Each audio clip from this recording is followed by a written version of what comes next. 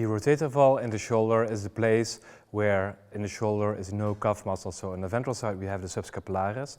Then we have a zone where there is no rotator cuff and we can find the biceps, the long head of the biceps there. And then we have the supraspinatus, infraspinatus and teres minor. So this rotator interval we are going to assess with this ultrasound device of Clarius, the portable scanner, and placing the transducer on the ventromedial shoulder in a somewhat oblique plane. And if you look closely, what we can see now is an oval-shaped long head of the biceps tendon on top of the humeral head.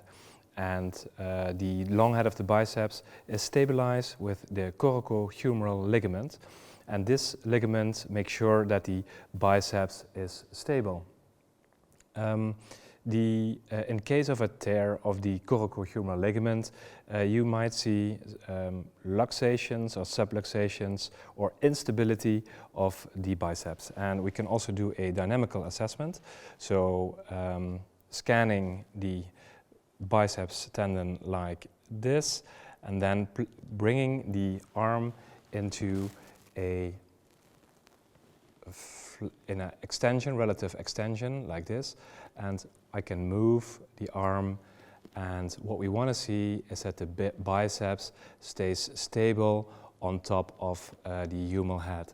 So they should be moving in the same direction and they shouldn't be moving in counter direction. So in this case we see that the biceps is stable. So another thing that you can assess is the superior glenohumeral ligament, which is medially located next to the biceps. Actually, the biceps, long head of the biceps, is leaning on top of the superior glenohumeral ligament. And this ligament enlarges in case of a synovitis, in case of a frozen shoulder. And you can definitely also do some power Doppler measurements to see whether there is inflammation, whether there is neovascularization. So in this pro position, transducer position, I will check for biceps tendinosis. I will check for biceps tear. Is the biceps there or is it absent?